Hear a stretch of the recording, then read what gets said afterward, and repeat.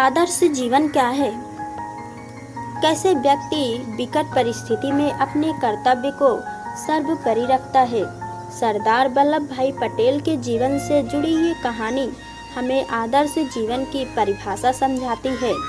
लोहा पुरुष कहलाने वाले सरदार वल्लभ भाई पटेल का जीवन आदर्शों का एक उदाहरण है, जो हर मायने में हमारे लिए प्रेरणा प्रद है। उन्हीं के जीवन से जुड़ी एक घटना आपके लिए प्रस्तुत है।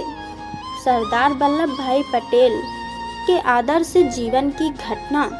लोहा पुरुष श्री वल्लभ भाई पटेल पैसों से एक वकील थे और सादगीपूर्ण अपनी वकालत का कार्य करते थे। उस वक्त उनकी पत्नी उनके साथ न रहकर गांव में रहती थी।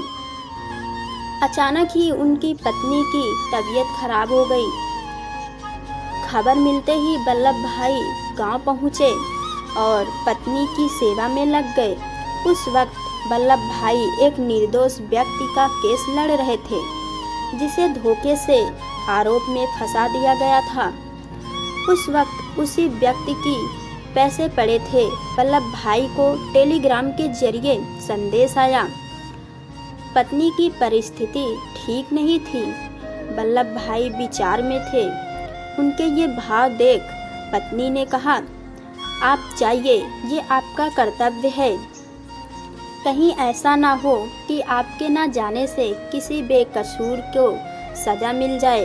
वल्लभ भाई ने तुरंत जाने का निर्णय लिया। वल्लभ भाई ने केस की तैयारी की और अदालत में जाकर बैठे।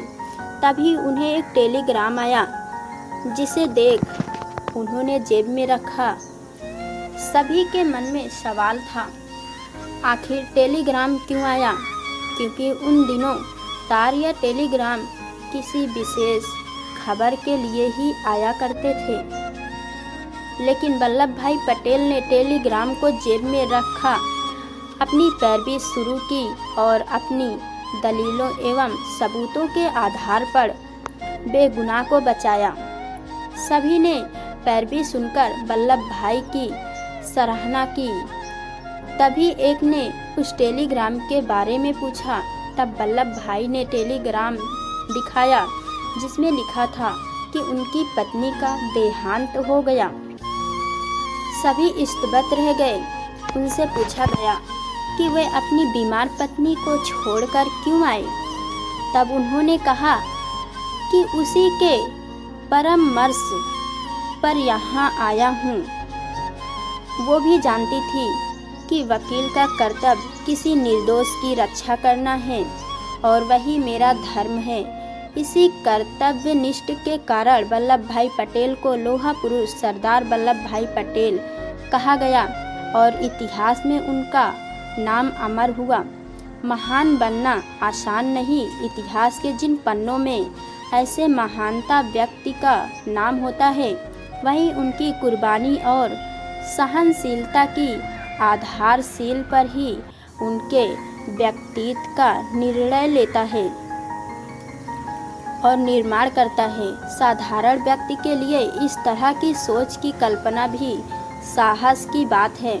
जीवन में कई ऐसे मोड़ आते हैं जब भावनाओं को परे रखे इंसान को कर्तव्य के पथ पर चलना होता है, और जो ये कर पाता है वही महानता बनता है। आसानी से हम ऐसे महान व्यक्ति के लिए कई सवाल खड़े कर देते हैं। वास्तविक दौर पर हम उनके कर्तव्यनिष्ठ जीवन के आगे उनकी कुर्बानी को जान ही नहीं पाते और अपनी छोटी सोच के साथ इन महानतम लोगों के जीवन की समीक्षा करते हैं, सही गलत का हिसाब बनाते हैं। ऐसे महान व्यक्ति के जीवन की ये घटनाएं ही हमें कर्तव्य का बोध कराती है।